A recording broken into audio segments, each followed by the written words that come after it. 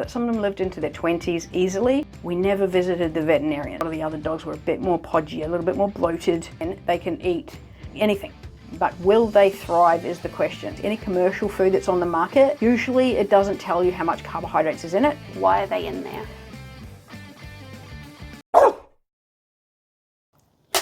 Perfect. Excellent. Hi everyone, welcome back to the Dog Podcast. My name is Charlotte Bryan and I'm really excited for our episode today. Our episode today is sponsored by MyMedici. Our guest today is Steph Orange from Inner Wolf Canine Nutrition. Steph is a very experienced and knowledgeable canine nutritionist. Not only does she hold a diploma in canine nutrition and health, but she studied with the British College of Canine Studies for 2 years. She bred and trained Labrador retrievers for guide, assistance and scent detection roles. She's often invited to lecture on canine nutrition and health, and she also offers private nutritional consultations to clients. Today's episode is all about dog nutrition, and we'll not only be looking at why good nutrition is important, but common misconceptions around feeding our dogs, and also what dog owners commonly feed their dogs that may or may not be good for them. Here today we've got Steph. I'm very excited for our episode today, so I thought we'd get started just with a bit of an introduction into dog nutrition and canine nutrition. Could you tell us a bit about your background and what led you to specialise in dog nutrition? Sure, thanks for having me on the show. Really appreciate it. Okay, so my first encounter with a dog was in the womb, actually, about an hour before I was born. My mother was going into the Bethany home in Napier, New Zealand, and it was near midnight, and two big Dobermans came out of the bush and barked at her, and she nearly dropped a bundle on the spot. So that was my very first encounter, still in the womb. Very informative. I believe that was a message for me to speak for the dogs. My next encounter was, I was 7 years old. We lived on a dairy farm in New Zealand. I got to experience a lot of dogs eating species appropriate nutrition. So our dogs on the farm they were working dogs, farm dogs. We had duck retrieving dogs. We had a black Labrador that lived in the house, but at duck shooting season would go and retrieve the ducks that landed in the lake. But those dogs would eat, placentas from the cows when they gave birth. They would go to the dairy and drink raw milk fresh out of the cow straight from the bucket, and that was how they lived, and they thrived. They lived really long. They were still running, chasing. They would keep up with the Land Rover. They were running up until 10, 15 years old. Some of them lived into their 20s easily. We never visited the veterinarian in those days. We lived too far from there. You'd only go to the veterinarian in those days if your dog got hit by a car or something like that, accident. There weren't many veterinarians. It was one veterinarian for the whole town, and they weren't very busy. So that was interesting to observe that growing up. When I was about 10 years old, my mother got into dog breeding, and she introduced me to Dog Show World. So that was a whole different experience altogether. Just I noticed that the dogs were probably not quite as muscly and fit as the farm dogs. They weren't really that motivated, driven, different kind of temperament, a bit more laid back, a little bit more, I would say, not lazy, lethargic perhaps. Our dogs were quite fit, quite muscular, compared with a lot of the other dogs were a bit more podgy, a little bit more bloated. And my mother would feed, cut up venison, horse meat even. I distinctly remember feeding meaty bones and those sorts of things to our dogs. And again, they didn't go to the veterinarian. When I grew up, I had 4 kids. When I was an adult, I got my first guide dog as a foster. And they came with a big bag of kibble. And so that was an interesting experience, because basically the rules were you had to feed the dog what they gave you and nothing else. And I did notice the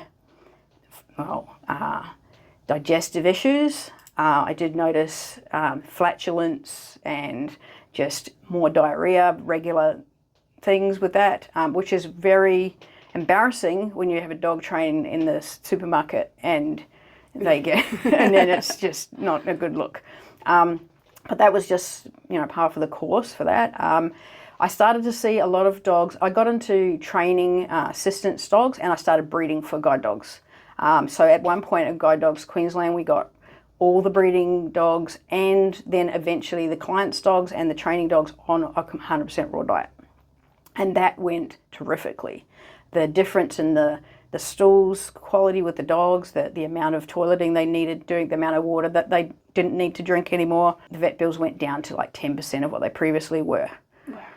So that really inspired me to think, okay, so if we raw fed all the dogs and we bred dogs that had been raw fed from raw fed dogs, what then would be the quality of the breed? Also, the focus of the dogs was much more improved. So I thought, why don't I just do a diploma in nutrition? And that's sort of where I am now. It's just been a really awesome journey. When I was a child, I actually at one point wanted to be a veterinarian. I did a little bit of vet school, as in like for my Duke of Edinburgh, 40 hours in a vet. And that was enough for me to go, okay, I'm too sensitive for this. I can't deal with all the deaths and all the suffering.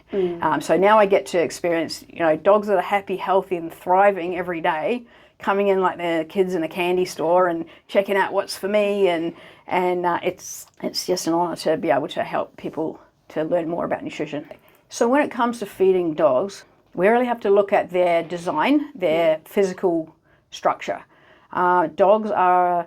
our domestic dogs are Canis lupus familiaris is their correct term, and this actually translates to domesticated wolf. Lupus is the wolf, so there is a wolf inside every dog, hence our name of Inner Wolf. Feeding, whether your dog is a miniature poodle or a greyhound or more wolfy style, they all are made the same when it comes to their digestive process. So I'm all about feeding a dog what they are born to eat. And they are of the order carnivora, which is a carnivore. And so meat is primary objective is to make sure that we are feeding a quality meat and we know how much meat our dogs are receiving so that they can thrive as nature intended. Excellent. If you were to search up dogs on Google, often it says dogs are omnivores. What do you say to that? Actually, dogs are known as scavenging carnivores, as opposed to cats, which are obligate carnivores. Obligate carnivores means they only eat and thrive on meat. So cats should only have meat, nothing else.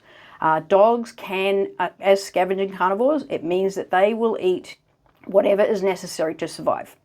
So this opens up a whole wealth of things that you can feed a dog that they will eat. But will they thrive is the question. What we want is thriving dogs. Thriving, not just surviving, is our catchphrase for our business, because I'm all about what will a dog thrive on. They can survive on anything. They really can. They can eat roadkill. They can eat, anything. Processed food, like they love it, but they will eat anything to survive. It's so omnivorous, yes, they can eat veggies. I actually do like a percentage of veggies going into their food. I'm all for the BARF style diet. There's two types of diets when it comes to raw feeding. There's a primal raw diet, which is basically all meat, bones and offal only, no veggies. And there are a few brands out there that do just meat.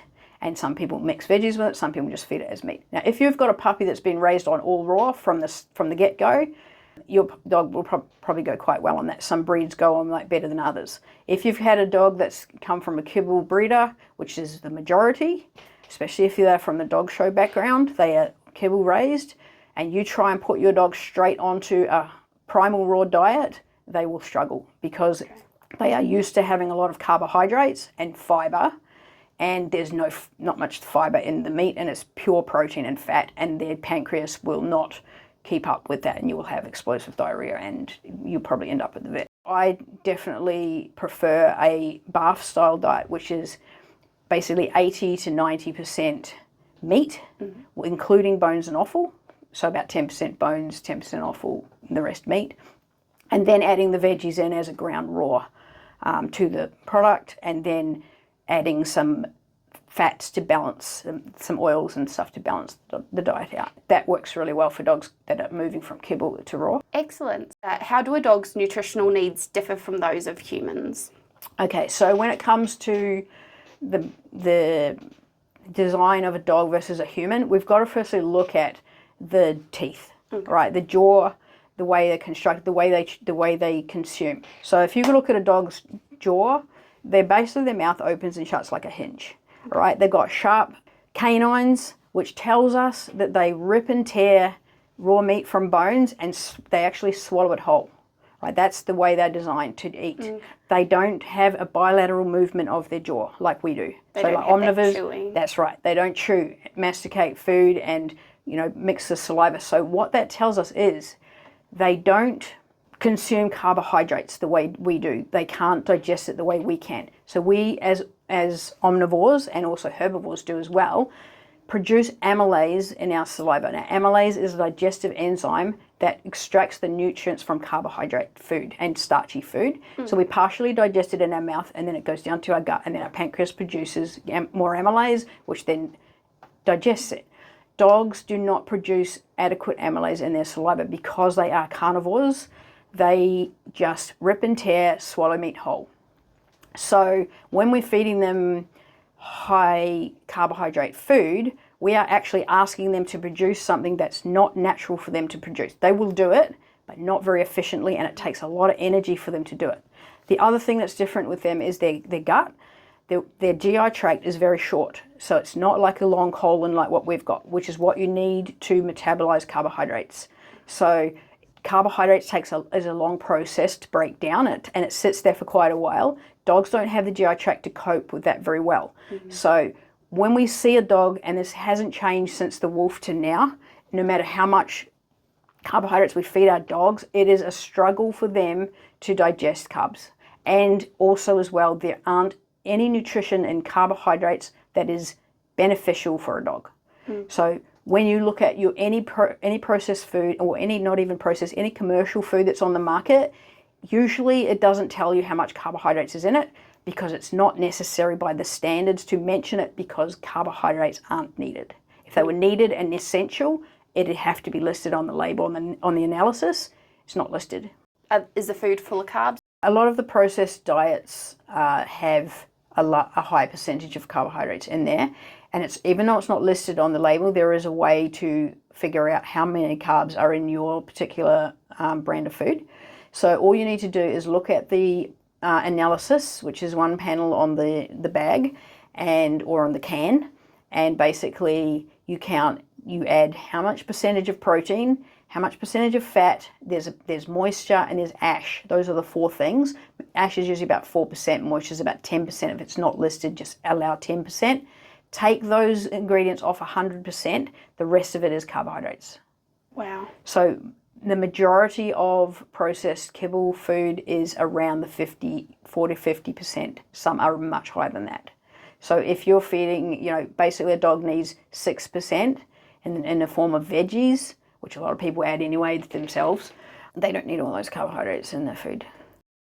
Yeah. And so if the carbohydrates have no benefit to the dog, why are they in there?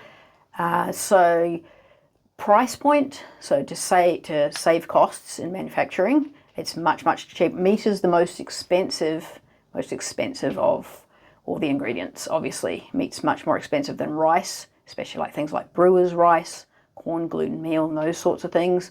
And it helps the kibble to stick together. So if you put 80% or 80-90% meat in a kibble, it's not going to stick together. The only dried dog food that has 90+% meat are air dried foods. They have to air dry them. The process of making kibble doesn't allow for high meat value. And so it's a cost cut. It's a cost cut, yeah.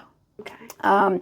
So carbohydrates, a dog in the wild, and I look at a lot of the ancestral diet. So what would a dog naturally eat in the wild? And there's been studies done on wolves, foxes, and we can't really do much on the ancient dogs because obviously they're not around anymore, but what would they have naturally eat and what do they still eat, the ones in the wild? And really studies have shown that they only do about 6% carbohydrates in the form of like plant material that they scavenge when the hunts are not available. They'll eat some veggies, and they also feast and fast. So their stomachs are actually like a piano accordion. They can expand a lot. So dogs can actually eat a really lot of food at once, and their stomachs will expand naturally, and then they can fast for ages. I mean, that's not the way we feed our domestic dogs because we're like used to eating 3 meals a day, so let's feed our dogs the same way. But there are certain dogs that won't eat every day. Some dogs, I've got clients who feed their dog, some of the German Shepherds are a good example of that. They won't eat for 2 days, but then they'll eat 2 kilos of meat at once. So it just depends on your dog, and sometimes it's good to let your dog guide you. If they're not eating, guaranteed they're not hungry. Dogs can actually go without food for 5 days without a problem as long as they're drinking water. They won't get dehydrated. They can go that long. Wow. I've only ever had one client's dog who did that out of stubbornness, but that dog after that 5 days ate everything in its sight, and that had been a really problem. Eating dogs can be behavioural issues when it comes to eating. Fussy dogs, we get that a lot. We'll talk about it later. That's fascinating because my border collie, he's very much like some days he just won't eat. So it's really interesting to know that they can actually, would you say it's typical for them to go longer between meals? And how long should we be letting dogs fast? Or should we be maybe feeding them once a day, twice a day, every 2 days? What do you think's the optimal feeding schedule? I think it's different for every dog. I think some dogs go really well on 1 meal a day. Some dogs go well on 2 meals a day.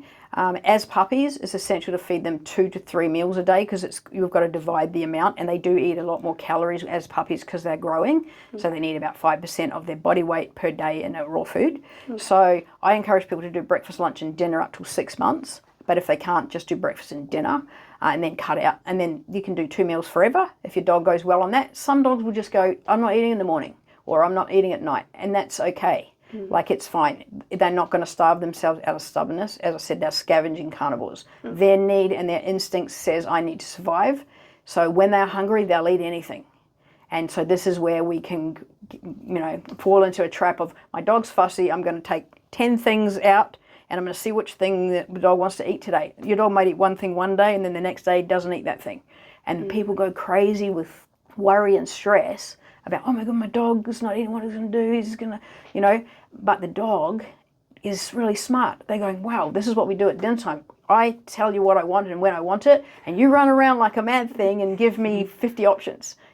We don't need to give them 50 options because we can't afford to be throwing out food. So what we need to do is put the food down, decide what food is the healthiest for our dog, put it in front of them, wait 10 minutes. If they don't eat it, back in the fridge it goes, comes out at the next meal time.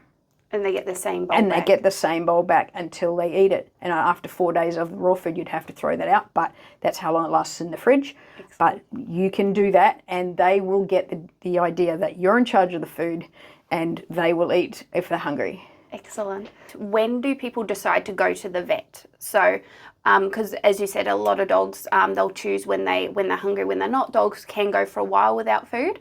At what point do you take the dog to the vet because it's not eating, or would you say all dogs will eat at some point? How do you know when it's like medical, or when it's the dog's just not hungry? Okay, sort of thing? So if it's a serious problem, when it comes to digestion, there's only one instance that I can think of that where you would go to the veterinarian immediately. That would be if your dog is vomiting but not pooing. Okay, because if that's the case, they've got a blockage. Right, or if they're vomiting up poo. So they eat their food, it sort of partially digests and up it comes this way instead of that way. So they've eaten a closed peg or something that's got stuck in the intestine. They needed surgery to get that removed immediately. You've only got about 24 hours. So that's an emergency, straight to the vet.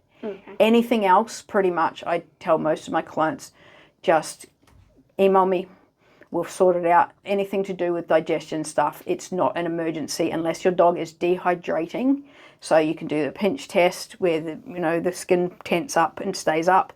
Your dog's dehydrated, straight to the vet. They don't need a drip. They need, but if they're drinking water and they're not eating, it's not really a problem if they're not dehydrated. Could you describe the tent test for the listeners and the viewers? So basically, to test whether your dog is dehydrated, you will take a pinch of their fur, of their skin, and pull it up and then let it go. If it goes straight back down, elastic like back to normal, straight out, your dog's not dehydrated. If it stays as a pinched skin and tented, that means your dog's dehydrated. And that's something people can just do at home as well, just to monitor their dogs. Absolutely. So what are some common misconceptions about dog nutrition that you commonly encounter, or questions that clients have, or reservations they might have with either commercial food or raw food? Common misconceptions, things that people talk to me about regarding raw food would be they have concerns of their dog contracting salmonella, like a food poisoning from eating raw meat, because all raw meat has live bacteria in it. and they get scared about low bacteria. They get scared about their dogs licking their children's face and their own faces, and that they all might get sick from their dog eating raw meat. So this is a really common thing. It's like, this is getting so old now, it's growing whiskers on it.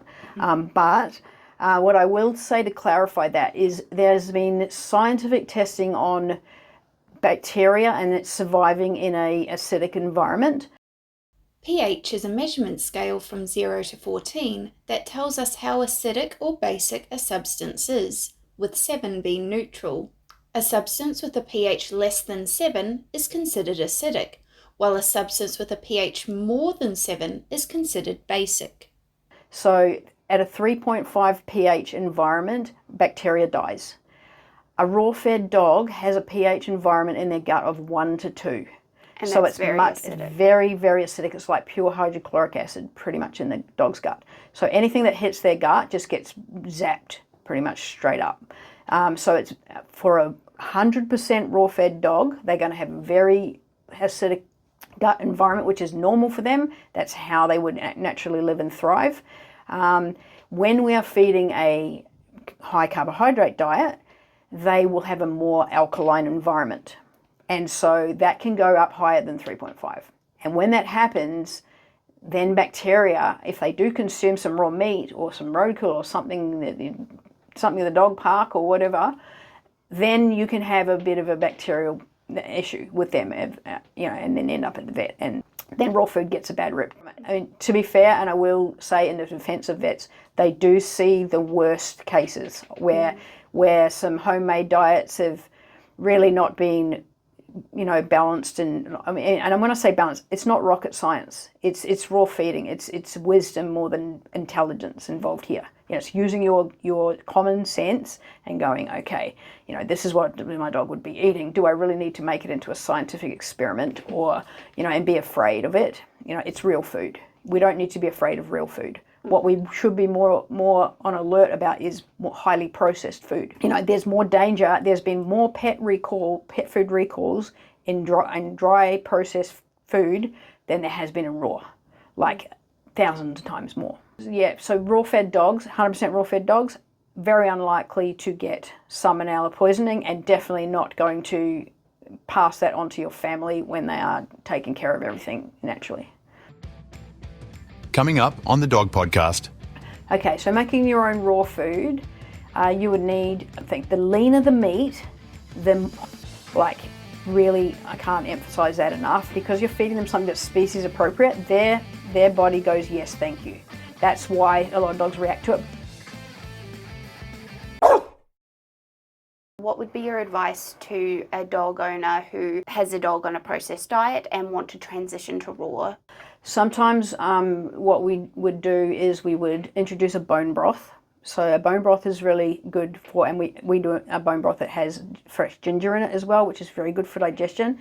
We give the bone broth about 10 minutes before the new meal, and it lines the stomach and it actually helps with the digestion of the new food. It is much easier to convert a dog from kibble to raw than going from raw to kibble, because you're feeding them something that's species appropriate. Their body goes, yes, thank you. It's easier. We need to make their digestion simple as possible. Their digestive process is very, very simple. The more complex we make it with carbohydrates, the more energy they're putting into digestion, the less energy they have for healing and growing, especially the puppies. So we need to make it as simple as possible. Converting, I usually would, if it's a younger dog, I'd normally go what I call cold turkey. Just stop the kibble one day, start with a bone broth if you're concerned. You can pick up a BARF diet where you can, it doesn't have bone in it, where you can cook it a little bit. So by cooking something, you're killing the bacteria. But you also have to keep in mind that cooking is not a species appropriate thing for a dog. They're not going to cook their food in the wild. They're really not. And also the bacteria is beneficial for them. So actually cooking is still a processing. We're doing anything, even freezing is processing, but we need to do that obviously when we do raw food to keep it fresh. Okay, so for those dogs on a kibble diet, it's either straight to raw or is bone broth 10 minutes before and then the raw. Mm-hmm. Okay, Yep. Excellent. You've got owners now that are listening to this and they might be thinking, okay, maybe raw is the way to go with my dog. They want to consider maybe making their own raw food. What are the important considerations or things to remember with that? Okay, so making your own raw food, you need quite a lot of freezer space. That's the first thing, and also quite a lot of time. So if you're time poor, many people opt for a commercial raw that's already made from a company that they can trust. A lot of people do make their own raw, and it is good to consult with a nutritionist if you are going to make your own raw, so you get off on the right track on the right from the beginning. Because over time, if you're feeding a diet that's a inadequately balanced homemade diet, that's more detrimental than feeding a commercial kibble. Like, really, I can't emphasize that enough. Really important to actually get the balance. And it's not that hard to get the balance, but it's just a matter of finding the right information in the right places. So if you can find a canine nutritionist that you can talk to and get off on the right track, or there's some really good raw feeding communities out there on Facebook, groups that you can join, which people are sharing what they make, and they're usually run by a nutritionist as well. So that's really helpful because you've got someone there who can guide everybody, and because otherwise it's just a bit of a free-for-all, and there's all sorts of information, as you know, when you get on the internet and Dr. Google, there's all sorts of things that you can find that just makes it just very confusing for people making their own food. The most important thing I would say for balancing a raw diet at home would be the meat base, the quality of the meat that you're sourcing. That's the number one thing. And the number one mistake I see with people making homemade diets, firstly, they try to mimic what's in the kibble. So they go, okay, there's sweet potato in the kibble and there's brown rice in the kibble, I'm going to feed that. That's not necessary. So that's just empty calories for your dog, and it's making the GI tract work a lot harder. But the meat base is the most important thing. The leaner the meat, the higher quality the minerals and the higher protein it is. Fat is just an energy source. So if you're going to buy you're going to buy pet mince, which is just ground chicken frames, or you're going to buy chicken necks or something like that, there's far too much bone in there. So if you're feeding a puppy, that's too much calcium. That's dangerous. So we do not want to overdo calcium for puppies. The best way to feed puppies calcium, however, is doing meaty bones. There's other ways to do calcium, and there's companies that make commercial raw that you can use eggshells, calcium carbonate as the calcium source. I don't prefer this because it's not species appropriate. If the calcium's coming from bones, if you can't grind up chicken bones or feed chicken, frames, not everyone can feed chicken. You can do turkey frames or something like that, or duck, but you can get a good quality bone replacement, which is like a freeze-dried grass-fed bone powder mix. Use that for your bone, and then that's exactly what they would naturally. Then you can cook your food as well because the bone chips aren't in there. What sort of meat should people be putting into their dog's food? I would definitely go with the human stuff. The leaner the better. I like personally chicken thighs. The darker the meat, the higher the minerals, especially if you're feeding puppies. So you've got more iron in darker meat, right? Yeah. So you've got light meat like the breast, that's fine, but the thighs are the go. The darker meat is leaner, skinless, boneless, and that is the way to go for your meat. It's more expensive, but you're better to spend your money on the meat side of it and know that you've got that covered, because that covers a myriad of minerals. You've got zinc, copper, selenium, all the things, iron, all the essential minerals that are needed. And these, when you hear the word essential, it means the body's not producing it, so it has to come from the diet. So we talk about it in terms of amino acids and protein, essential amino acids. There's 12 amino acids that dogs cannot produce themselves that has to come from their diet, and that only come from meat. Excellent. So yeah, it's really important but I would say, because I see a lot of people, they spend a lot of money on like turmeric and all these fancy supplements that are expensive that go into their food, and the veggies are really elaborate and really cool. That is of no interest to your dog. Your dog's interested in the protein and the fat. Do not skimp on the meat. That's the best advice I could give for a homemade diet. Buying meat from the supermarket that is designed as pet food but is not frozen. If it didn't have preservative, it would only be good for 4 days. So look for that preservative on the label, because they have to list it on there, and it's always on there.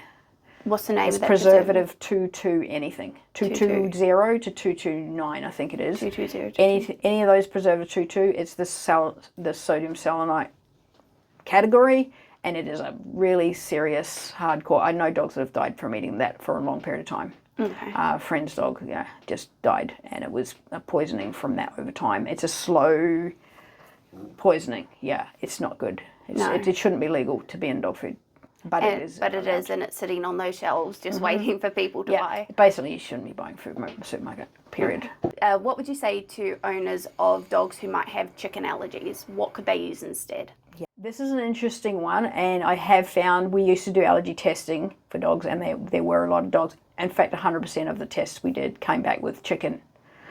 So we ended up not doing the testing and we just stopped feeding dogs chicken, and that solved a lot of the skin problems. The reason with chicken is very high in omega-6, which is the inflammatory fatty acid. So that's why a lot of dogs react to it. But more important with the chicken than the actual chicken itself is the balancing of the fats. If you're not balancing the fats properly, it's going to be inflammatory. If you're feeding chicken that's fatty, you're going to need a lot of omega-3, so a mountain of sardines, to balance those fats. And people aren't doing that. There's not enough sardines to make up for that fatty chicken, so at some point it's easier to just not feed chicken. Okay. I guess that's where people get a bit concerned, because they start getting worried about balancing those fats and getting that balance correct for their dog. As a general rule, what are the basic ingredients you'd see in most raw diets? Yeah. In most raw diets, you would see some kind of omega-3 supplement to balance the fats. Usually it's in most food, it's a fish oil of some kind. Okay. I prefer personally, and if you're doing a homemade diet, add sardines. Excellent. Sardines are the lowest in mercury of any fish, so there's no issue with that, because they're bottom dwellers, they don't eat other fish. Sardines fresh to the bowl is the best way of doing it. If you can source raw sardines, we do raw sardines ourselves, which are so popular.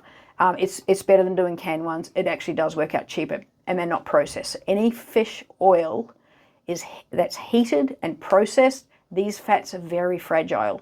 They break down and become rancid very easily, depending on how they're stored. So if you're doing a fish oil, always get one that's in a glass bottle. Okay. That is cold pressed, and preferably an opaque glass bottle, so it is intact. You can get them in, that's why they put them in like little gel caps as well. Get salmon oil in gel caps, that's okay too, but I have also heard that there's still some heating processing that's going into before it gets there. So I like to do sardines where possible. Obviously not many commercial diets will have sardines in them because people don't like the smell. It's like, oh my god, that smells rank. So you're better to do it yourself. Get the sardines separate, put a couple in your dog's bowl each day, and that covers a lot of the balance of the fats. Most people I know feed them frozen because they don't want to deal with the smell of them defrosting. I have quite a few customers that do defrost them. I've even got some customers that air dry them and like dehydrate them for their dogs as well. Wow. But those are really delicate ones. But yeah, you can feed them frozen. Sometimes older dogs don't like their food cold.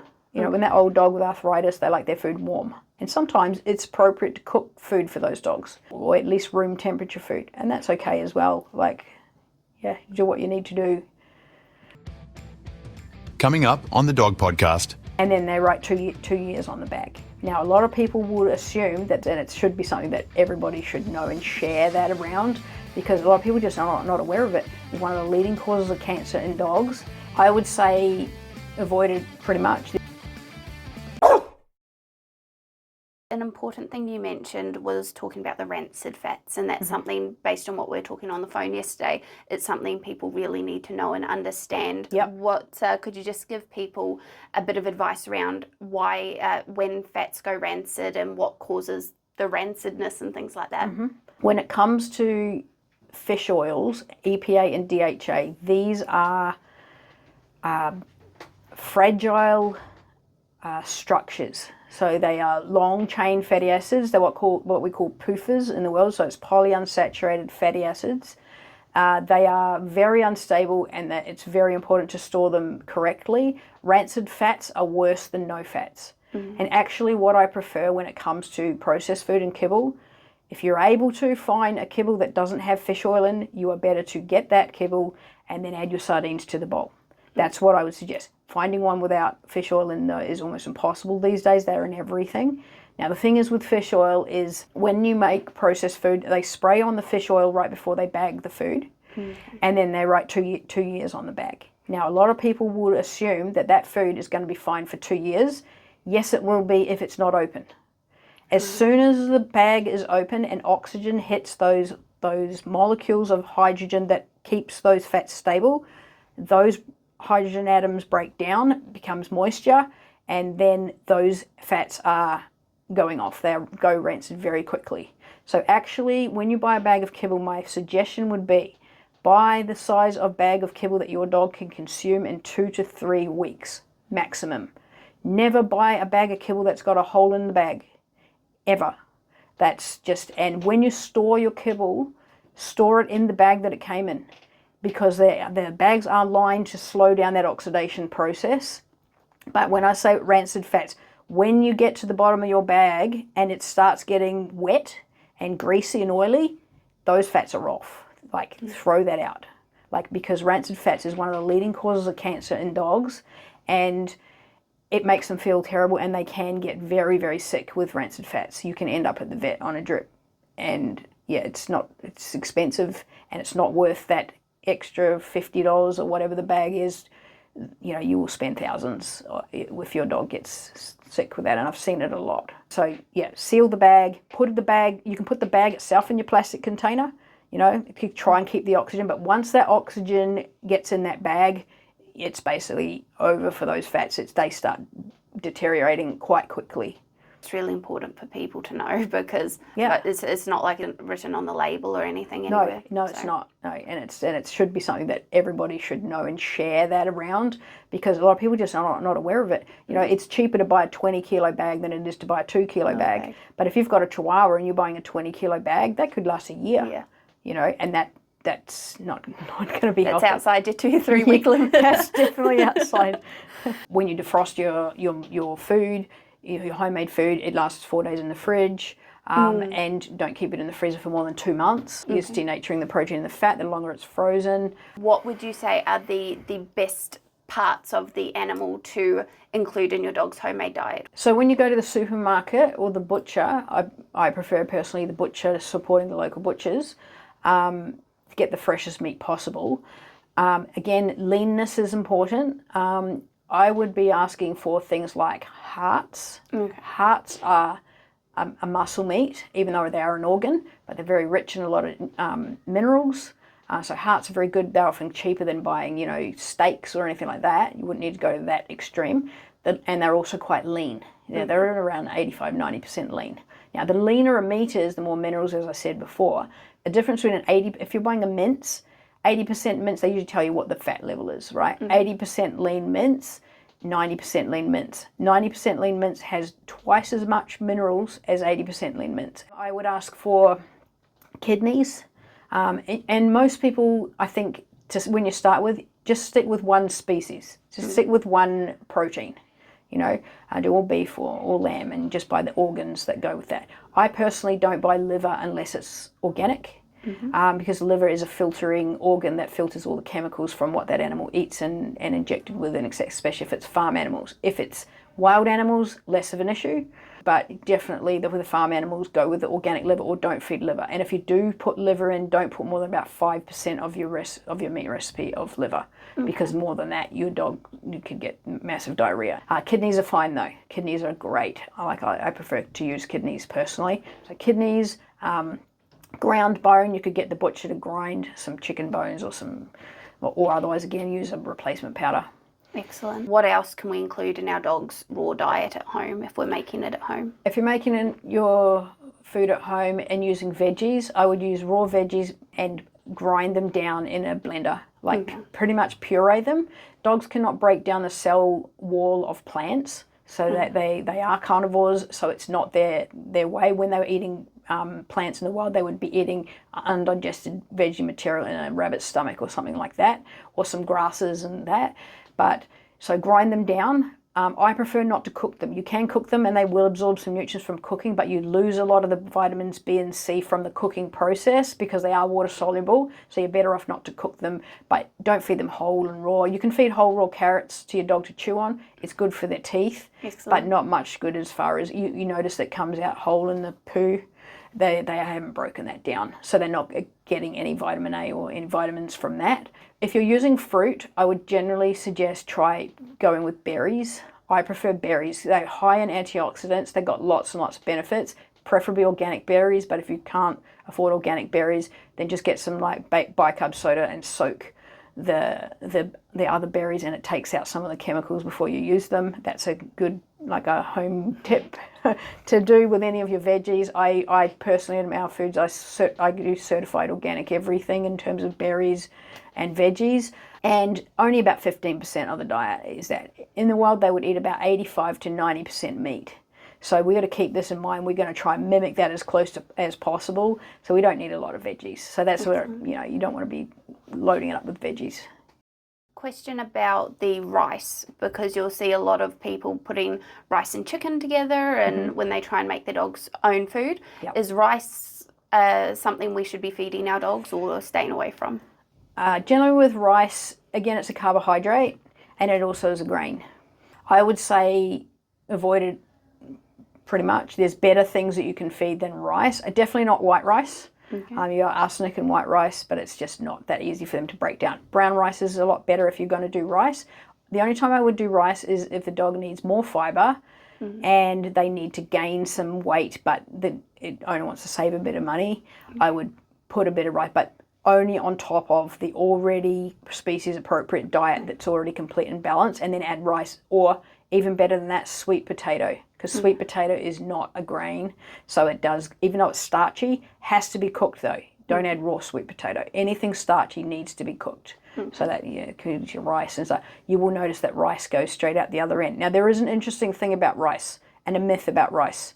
So a veterinary diet where someone goes in, dog's got diarrhea, the vet says you need to put it on a bland diet. Now this is old as the hills and it's been going on for way too long. I just need to clarify, white rice and cooked chicken is what the standard recommendation. It's not all vets, some are getting with the flow of it, but with the times, should I say. They do it for the fiber. Okay. The thing with white rice is it's an insoluble fiber, so it's absorbed all the amount of water that it's going to absorb. So it's not the right kind of fiber to be feeding a dog that's got an aggravated GI tract when it's not species appropriate, and all you're really doing, and yeah, it might look on the outside like you're doing something, it's actually just blocking the dog up, and it might stop the diarrhea, or my diarrhea might continue and the rice grains come out whole in the diarrhea. So what I would do, instead of the white rice, do cooked pumpkin. Cooked pumpkin is a soluble fiber, and it forms like a viscous gel in the gut, and it actually draws water out of the bowel. So it will actually solidify those stools very quickly, and it's something that I've used as a remedy for years and years. In fact, when the guide dogs, they would tell us to, because the dogs got diarrhea quite a lot on the dry food, we would keep pumpkin in ice cubes in the freezer, so we could just whip them out, and within 24 hours, dog's good to go. Excellent. So it's a really good remedy to do. So just substitute that white rice for the pumpkin and it'll be great. So pumpkin and chicken, and the pumpkin's got to be cooked. A question people might have when it comes to feeding raw, they're listening to the episode, they're going, okay, yeah, raw diet might be the way to go, but they do a lot of training with their dog. And the easy thing about kibble is that it's easy to give out, to use the dog's meal to train, to give out the kibble as training treats. But clearly with a raw diet, when you've got raw heart and whatever in your kidneys in your hand, it's not great to just use with dog training. So can people make their own dog treats, or is there anything they can use when training their dogs? In terms of treats for dog training, obviously you can't feed raw food out of your pocket or your training belt. Some people do like cooked chicken and that sort of thing, which is a very high value reward. But I mostly recommend 100% meat dehydrated treats. So one ingredient, just the ingredient. So if it says roux heart, roux lung, lamb lung, and that's an animal part, that's 100% that. That's what I recommend. People break it up, put it in the treat pouch, and it's a very high value reward for dogs. Some people use cooked sausage and that for when they want their dogs to do something really special, and it's like I'm getting really excited about it. Another thing to know about dry food is the lack of moisture in it. It's only 10% moisture. So for every cup of dry food consumed, dog needs to drink 4 cups of water to make it equivalent to a wet canned food or a natural raw food. Wow. So that's a lot of water to drink. Now, when you think about it, most people don't filter their water for their dogs. So their dogs are drinking a lot of the chlorine, the heavy metals, all that sort of thing. So I would suggest if you do have a water filter, filter your dog's water, especially if they're a kibble eater. Now, if they are not a kibble eater, if they're on a raw diet, 75% moisture in a raw food, they are already getting hydrated by their food. So if you've got a puppy, you've left it home, you've fed it raw, it knocks over its water bottle and it's in summer, they're going to survive a lot longer than a dog that's kibble fed, which is already dehydrating for about the first 4 hours after they eat the wow. kibble. So that's an interesting thing, and it does put a strain on the kidneys over time, because if they can't get the water consumed, their kidneys will supply from their own tissues what they need to be hydrated to survive.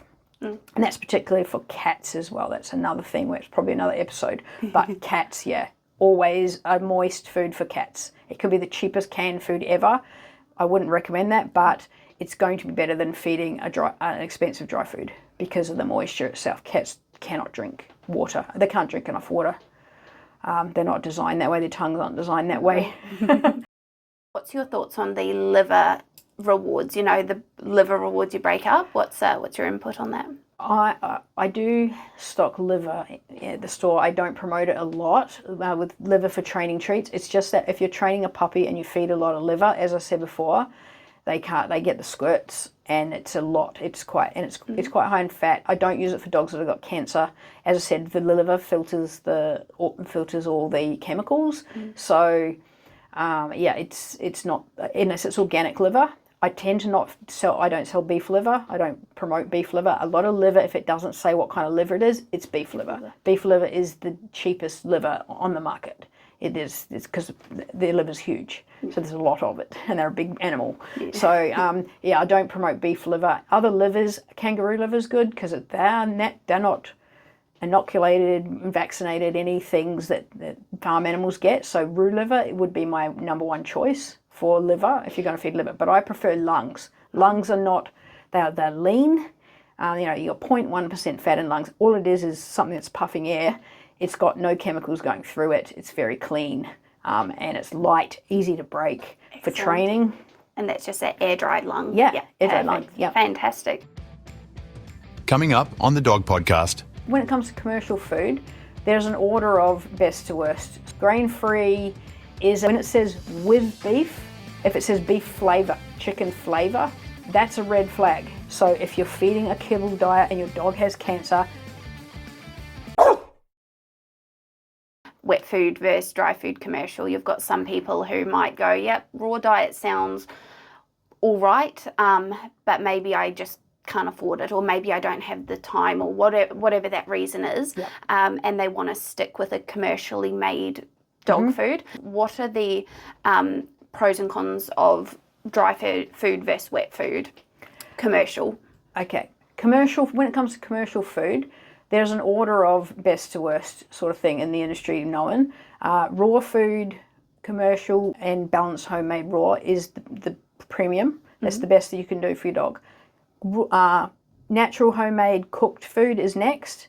After that, we have wet canned food for the simple reason of the moisture. When you look at wet canned food and you look at dry food, the same company makes both.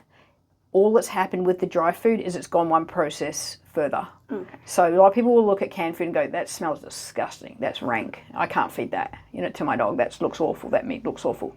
Well, the kibble's the same thing, it's just been baked. Yeah. So it's got no moisture, so you've got that problem there of lack of moisture, which you don't have with the canned food. So you're basically feeding the same thing. So when you think of it that way, it's like, it's kind of a no-brainer, but for me anyway. And then after that, semi-moist food is the worst. That's the worst that you can feed, is a food that's kind of semi-moist. There's not a lot of good brands that do semi-moist food, but that's a no-no. I think bacteria and probably other reasons for that, but that is the lowest quality of food that you can feed. So how do people know the difference between a semi-moist food and a moist food? Well, semi-moist food looks like a kibble almost, but it's kind of moisty. It's like those, I don't know, I think that's most of the supermarket brands that have the semi-moist food, where it's, I don't know how, it comes in a pouch, the pouch food, it's the pouch you tear off the top, Okay. So you want to stay away from that's those? That's the worst, Okay. Yeah, that's worse than canned food. Okay. Yeah. What's your opinion on grain-free diets? Grain-free kibble. I hear a lot about people saying, I feed the grain-free kibble, it's the best. I feed the best kibble. And usually that means that it's the most expensive.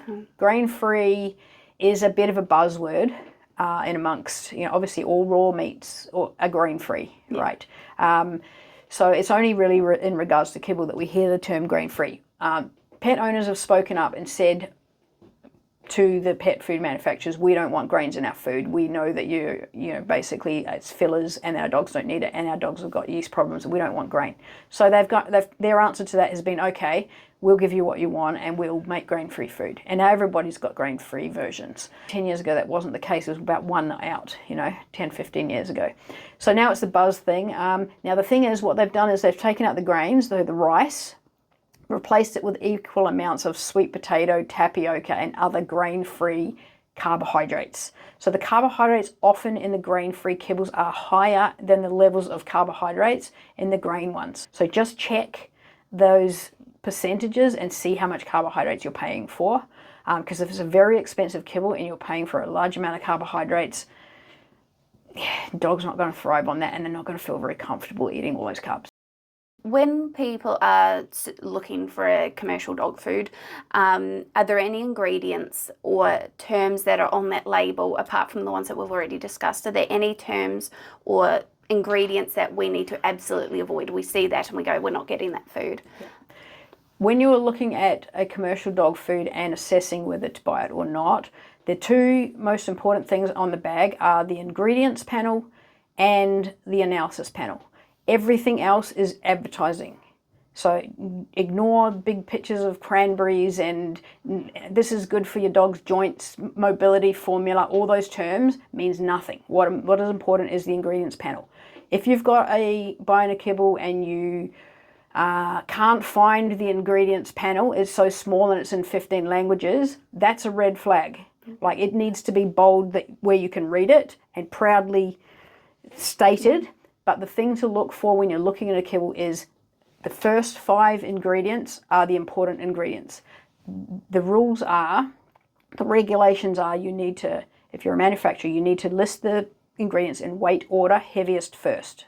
So what we want to see in at least the first 3 ingredients is meat. And we want meat that's stated what kind of meat it is. So chicken, beef, not just meat. If it says just meat, avoid it.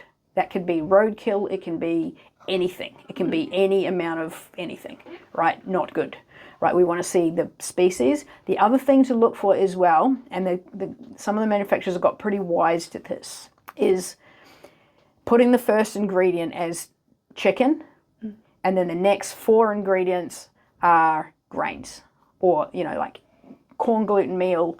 If you're seeing things like corn gluten meal, brewer's rice, which is really already been milled for beer, and then what's left. These are waste products, and if they're in the first 4 ingredients, I prefer to see how much percentage of meat my dog's getting. I want to know my dog's getting 90% meat, 85% meat at least. If it's not written on the kibble, which none of them write how much meat is in there, and you can ring those companies and ask them, they won't tell you how much meat is in there. If it's not stated, it's really not very transparent, in my opinion, of what pet owners want to know. My dog's a carnivore, how much meat is my dog getting? If you look at a biscuit, can you tell how much meat is in by looking at a biscuit, or if there's any meat in there at all? Yeah, so I think that's really important too. There's another thing to look for as well. When it says with beef, it only needs to be about 3% beef. So if it says with something, such and such with beef, if it says beef flavor, or chicken fat, these are not quality nutrients. So if they're including those sorts of things, if in the first 4 ingredients it has pea protein, it means there's not enough meat in there. Pea protein powder to bulk it up to meet the standards for being a complete balanced dog food. If that protein isn't coming from meat, so a lot of people will look at the analysis and see protein 25%, whatever. They think that means meat, that protein's coming from meat. It isn't always coming from meat. Mostly it's not coming from meat. And that's my concern about what we can't see with it. Another thing to look for as well, it's called the salt divider. This is a brilliant thing when you're looking at an ingredients panel.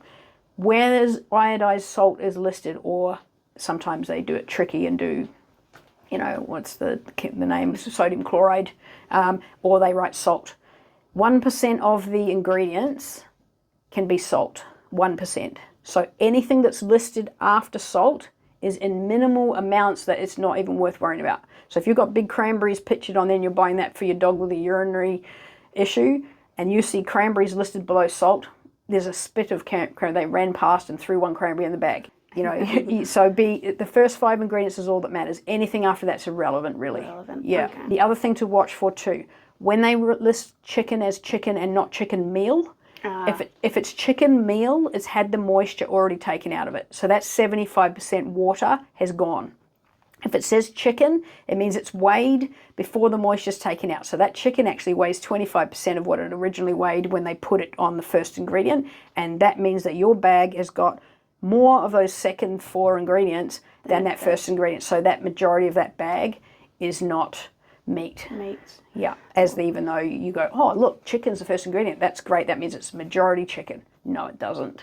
It needs to say meal. But if it does say meal, it means that's also been processed. So it's not in its original. You're missing a lot of the mineral content from that chicken because it's already been milled. What would be the primary motivators for people wanting to feed kibble? Again, this is one I hear a lot. People's reason for feeding kibble is it cleans their dog's teeth. Now, I can honestly tell you that due to the fact that, firstly, dogs don't chew. So when you watch them eat the kibble, they go gomp, gomp, gomp, and it's gone, right? Not chewing anything, grinding. If you want to clean your dog's teeth, they need to be grinding on something pretty solid for 10-15 minutes. So that could be a raw meaty bone that's nature's toothbrush, but not all dogs obviously can consume. Some dogs live in an apartment. They can't feed bones in their apartment. They want to feed something that's a little bit good for the teeth. Dental sticks is something I hear a lot about, particular coloured ones, not mentioning any brands.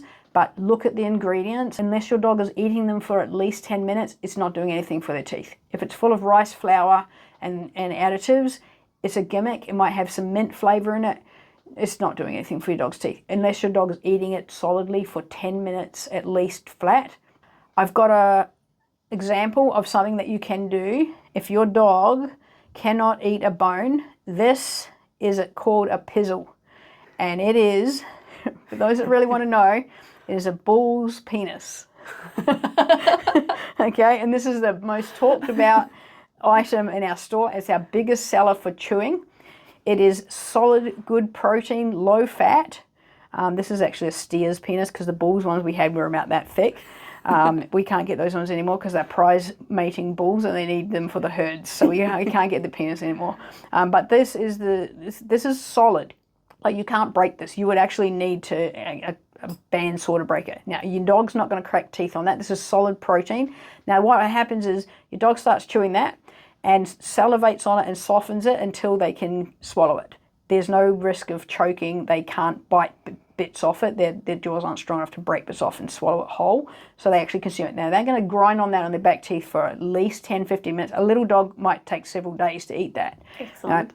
These are a great option for cleaning teeth, and this is a real dental stick. This is a solid, good quality. They're going to get protein, nutrients from that, as opposed to eating a dental stick that it's gone in 10 seconds. It's not doing anything, and it costs a lot of money for what it is. So yeah, dental stick. Excellent. Can I see that? Yep.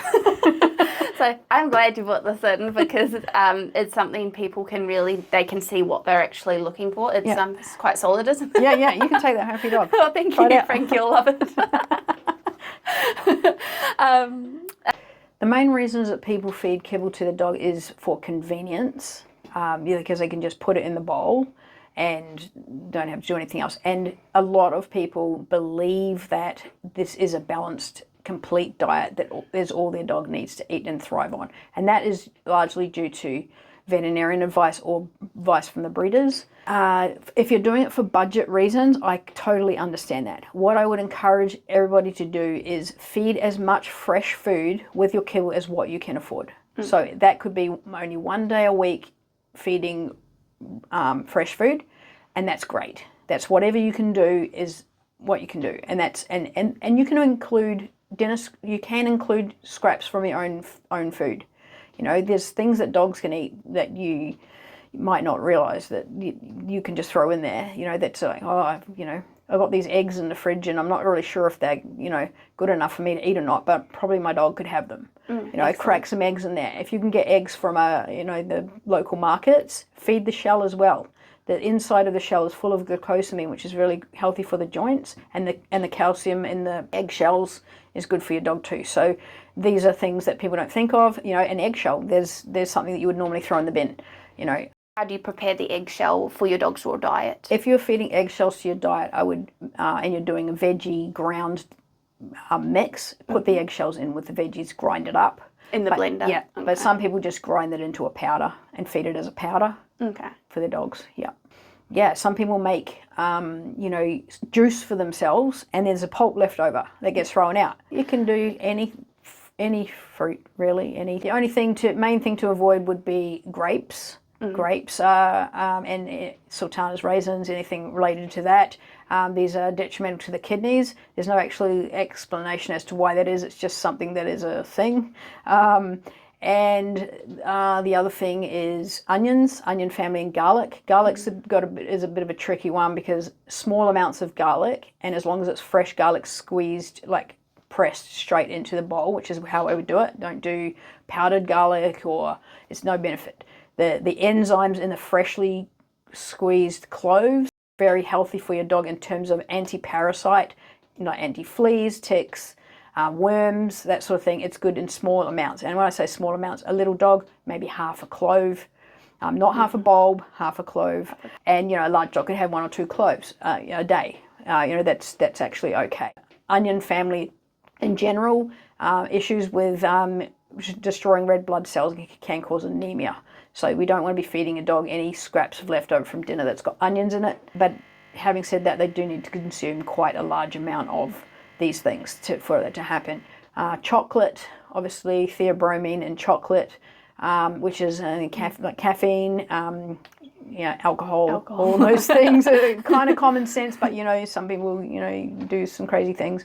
Macadamia nuts is an interesting one.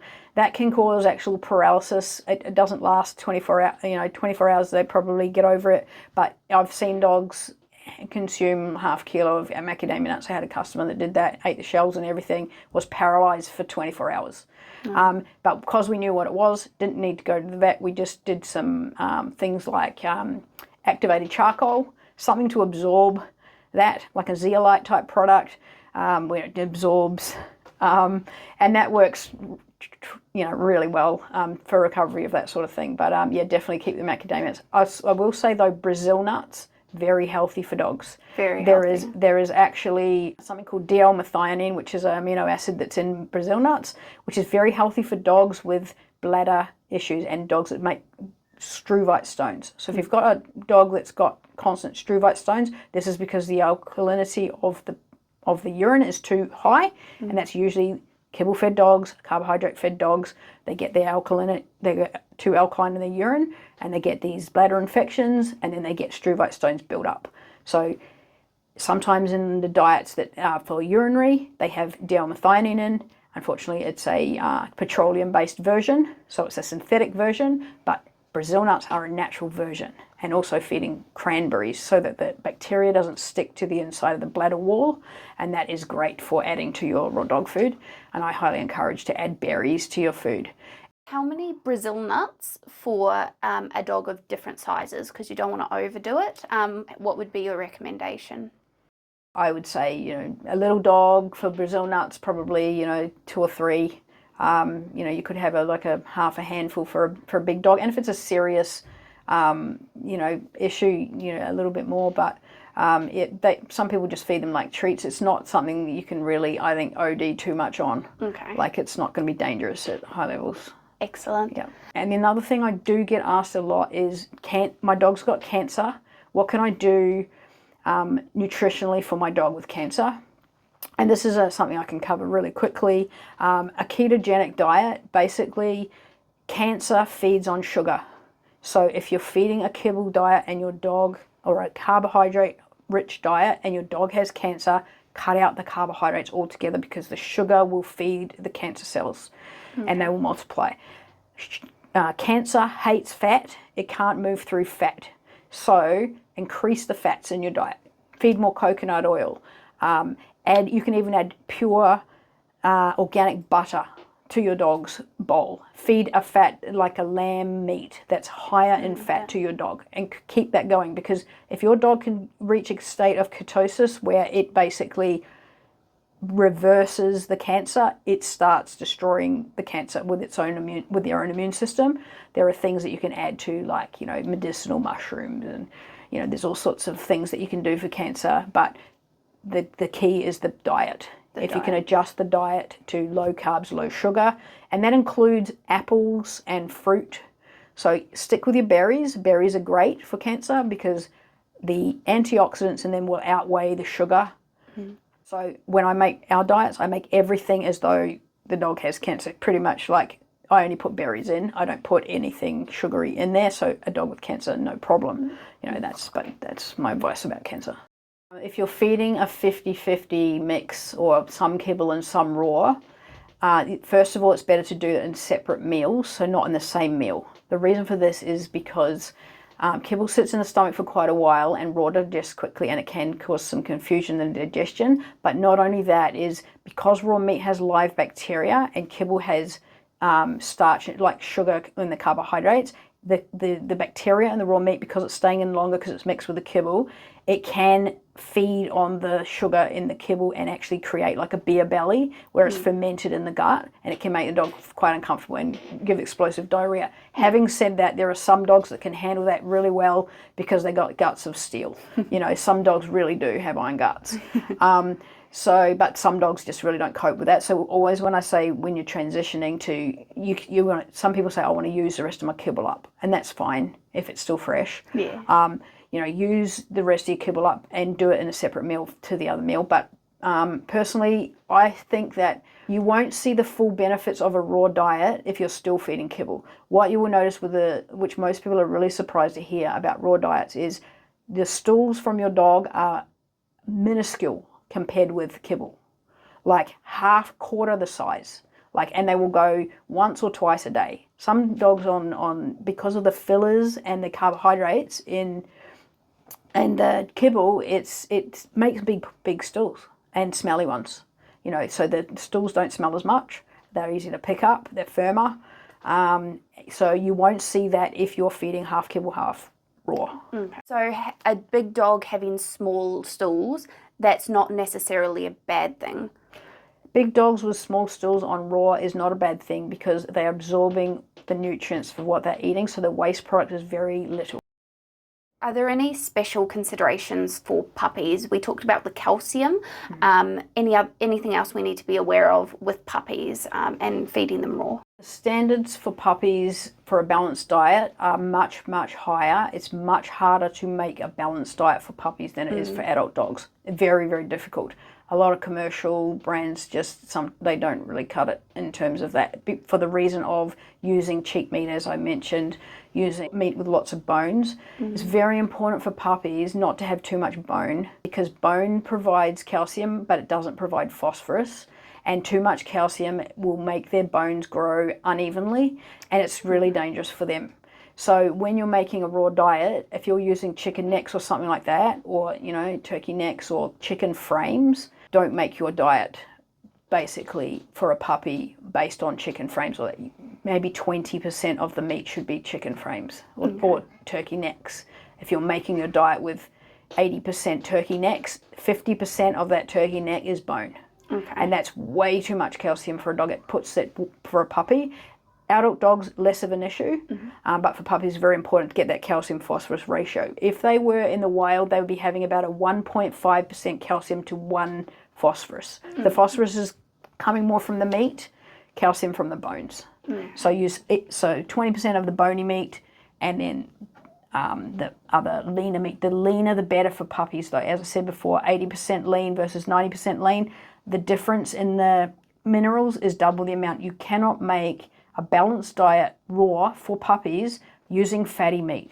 You just can't do it. If you do an unbalanced homemade diet, it's worse than doing a commercial kibble diet. Some things that people feed their dogs quite commonly that may actually not be that good for them. Beef marrow bones or shanks or leg bones, are they any good for our dogs?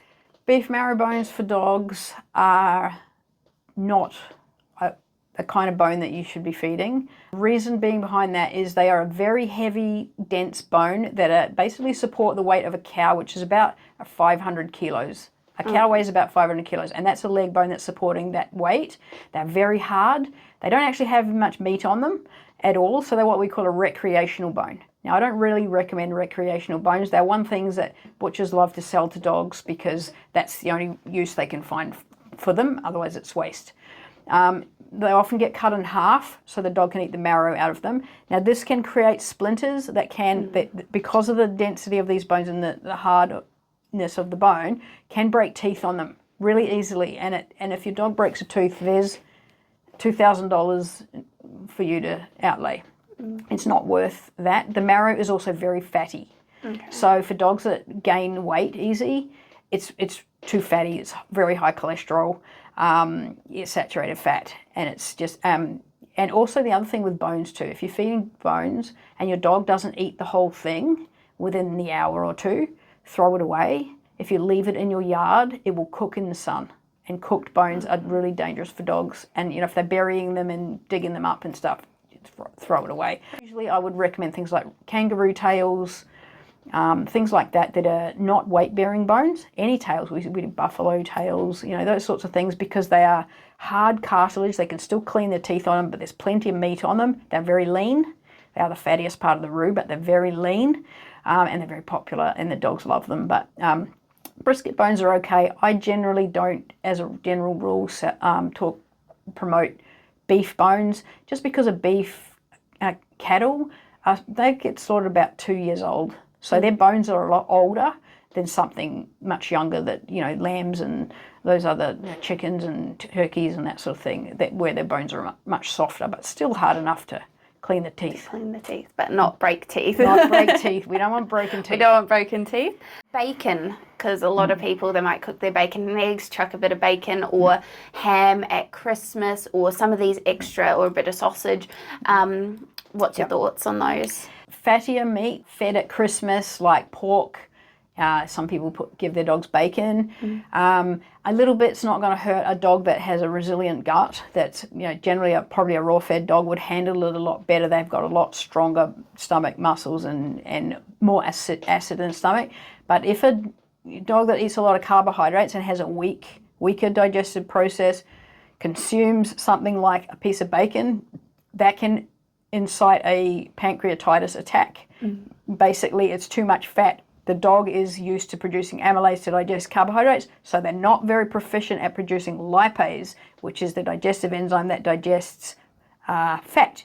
And so they can have a pancreas shut down, end up at the vet on a drip, $2,000 or $3,000 later, a couple of days, and that's a very expensive bit of bacon. So I would avoid anything fatty like that, especially if your dog is generally not eating a raw diet. But massively fatty foods, very rich, like pork is quite rich. We actually did a wild boar recipe. We do a wild boar recipe. Wild boar is completely different to farmed pig. Wild boars, they eat lean, they don't eat junk, they don't eat the leftover scraps of, whatever this and that. And the meat is, 3-4% lean. It's very lean, like kangaroo. And that's excellent for dogs. A lot of people will have toast for breakfast and their dog's sitting there and the dog may do something, may do a trick it knows or whatever. And a lot of people do give their dog a corner of their sandwich or their toast. Honestly, feeding your dog a scrap of your toast crust, I think for some people it's just a pleasurable, fun thing they do with their dogs. I don't think it's overly that harmful. It's real food for a start, so it's actually something that you can consume, so therefore it's less detrimental to your dog than something that's super highly processed. Yes, it's carbohydrates, but it's a very small amount, and if it's a thing that you have that's fun for your dog, then I wouldn't bag you out on that. Excellent. What's your opinion on vegan and vegetarian diets for dogs? Vegan and vegetarian diets for dogs are, in my opinion, and in the opinion of any nutritionist you talk to, are a hard no, a hard and fast no. The reason being is because dogs basically starve on those. They need the meat protein, they need the amino acids, those 12 amino acids that they can't make themselves, has to come from a meat protein.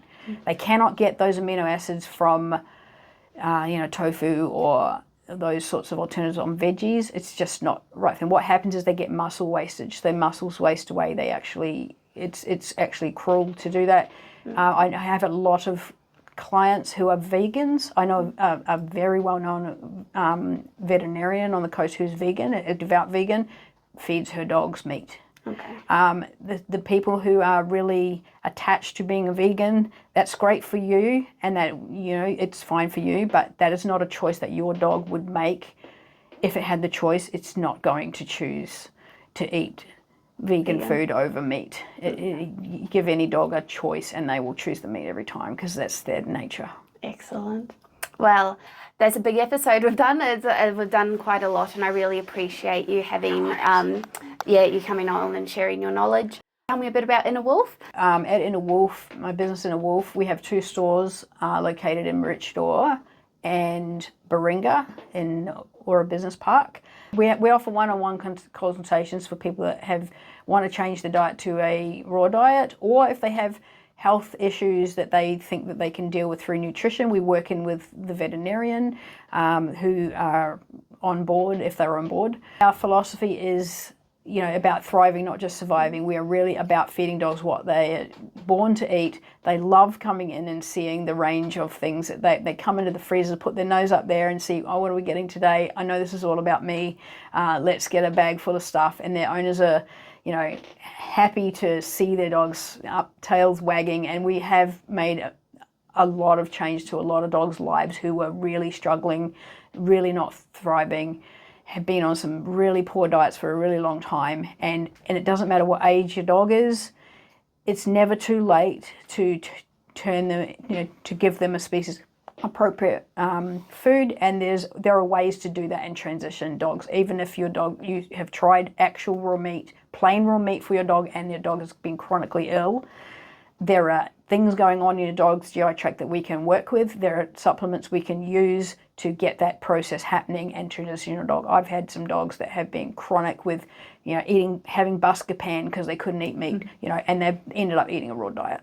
So Excellent. It can be done with every dog. Fantastic.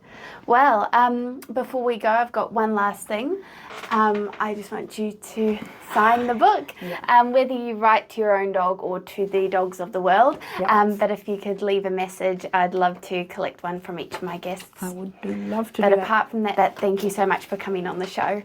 Thanks, Steph. Thanks for having me. Bye. I appreciate it.